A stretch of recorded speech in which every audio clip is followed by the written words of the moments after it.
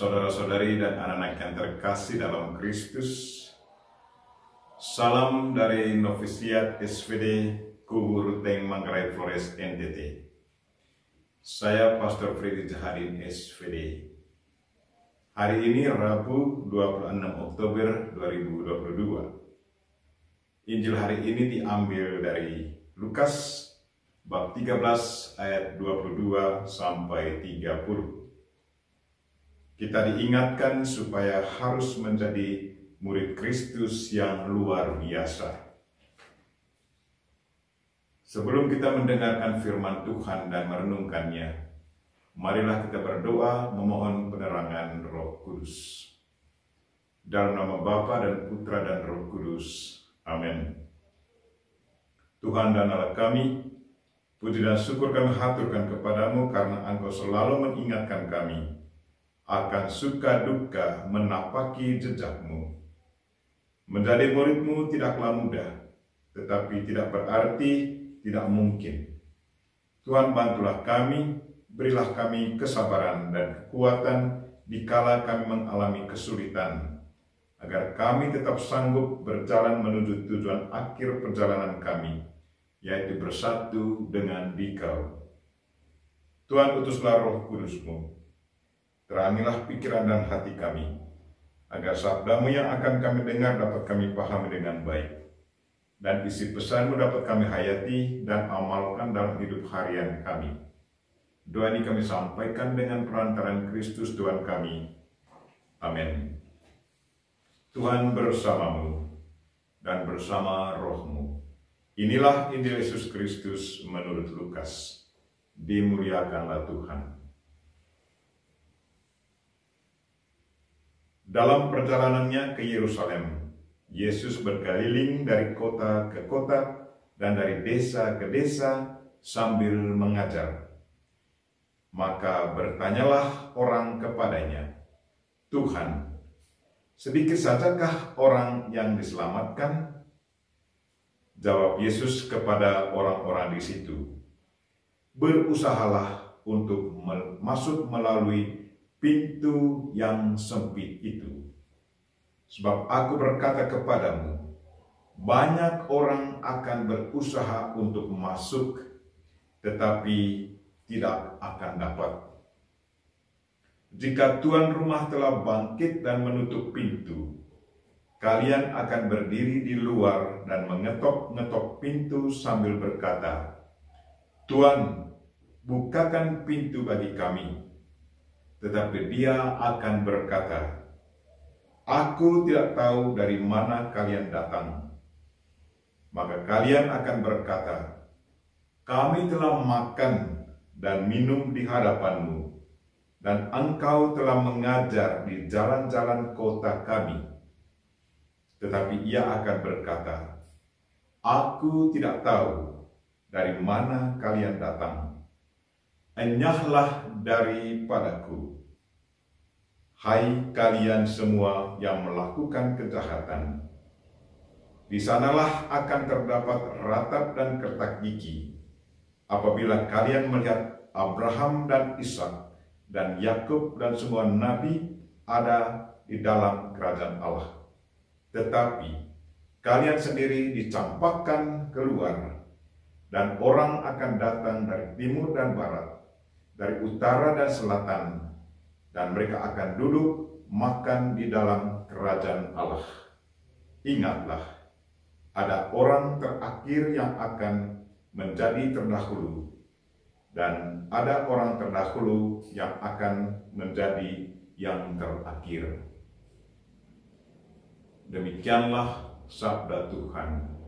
Terpujilah Kristus.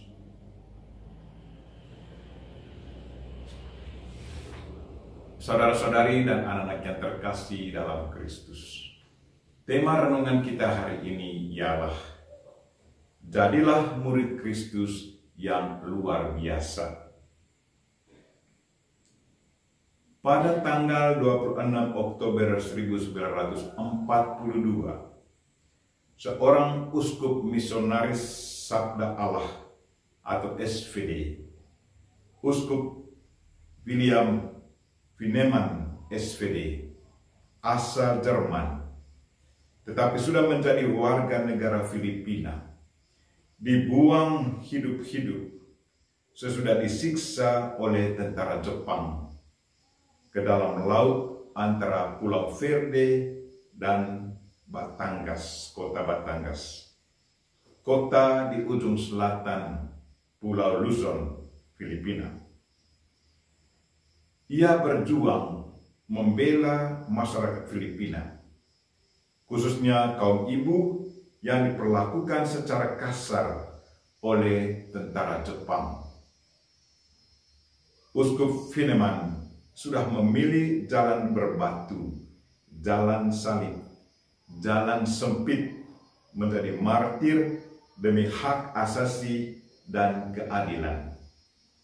Dia mati demi iman, dia mati demi kebenaran, dan mengikuti suara hatinya yang suci. Tidak banyak orang yang mau mengikuti jalan sesat seperti itu.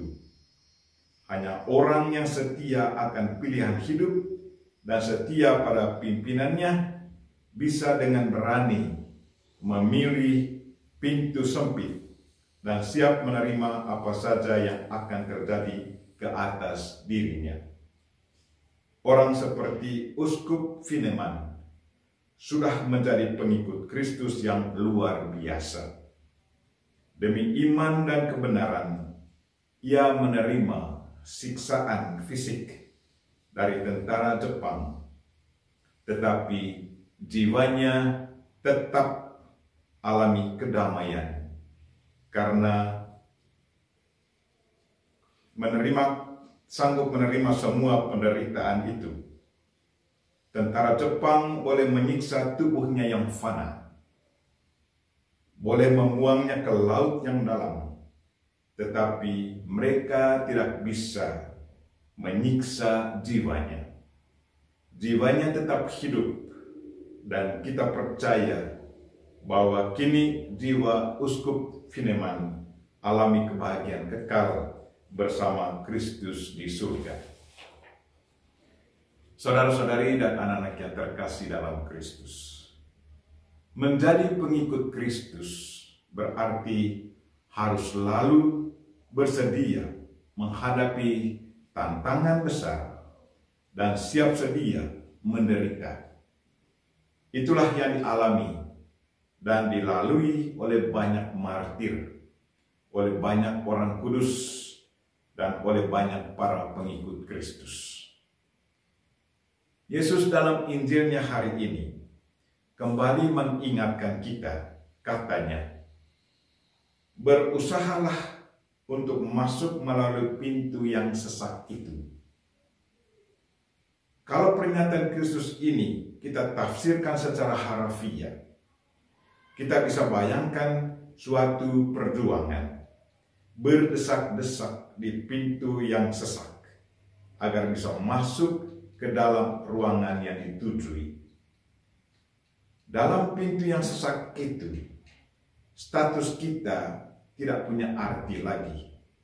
Entah saya sebagai imam, sebagai uskup, awam, pegawai besar, petani sederhana, orang berdasi, orang miskin, orang ganteng, orang cantik, tua dan muda, semua berjuang melewati pintu sesak itu agar bisa masuk mencapai ruangan yang bersedia di sana. Bagi yang kuat dan berjuang terus tanpa putus asa, walaupun terasa sakit karena terjepit oleh banyak orang di pintu sesak itu, pasti bisa berhasil masuk. Penderitaan selama berdesak-desak itu cuma sebentar saja, tetapi begitu masuk dan berhasil melewati pintu seperti itu, akan ditemukan tempat duduk yang baik, udara sejuk karena aircon, dan perasaan lega pun kembali muncul. Tetapi bagi mereka yang lemah, yang menjaga wibawa, yang cepat putus asa, yang tidak kuat menahan penderitaan, yang jatuh di saat berdesakan, pasti tidak bisa masuk. Jadi kalau kita mau berhasil masuk, maka sangat dibutuhkan kesabaran, kerja keras, kerinduan yang sangat tinggi untuk ada di dalam ruangan yang sudah disiapkan. Saudara-saudari dan anak-anak yang terkasih dalam Kristus, demikian pun halnya kalau mau masuk ke dalam kerajaan surga. Kalau kita mau masuk ke dalam kerajaan surga, kita tidak bisa hanya menjadi umat yang biasa-biasa saja, santai-santai saja, ikut arus tanpa perjuangan. Tetapi sebaliknya, kita harus bersedia menjadi manusia yang luar biasa, manusia yang tahan banting, manusia yang punya komitmen dan bertanggung jawab atas pilihan hidup. Manusia yang selalu punya rasa cinta akan apa yang mau diraih. Manusia sabar dan punya fokus dan harapan bahwa satu waktu akan ada bersama Tuhan dalam kerajaan surga. Pertanyaan untuk kita, apakah kita termasuk umat yang selalu bersedia menjadi murid Kristus yang luar biasa? Di saat kita alami kesulitan, apakah kita selalu menghadapi kesulitan itu dengan sabar?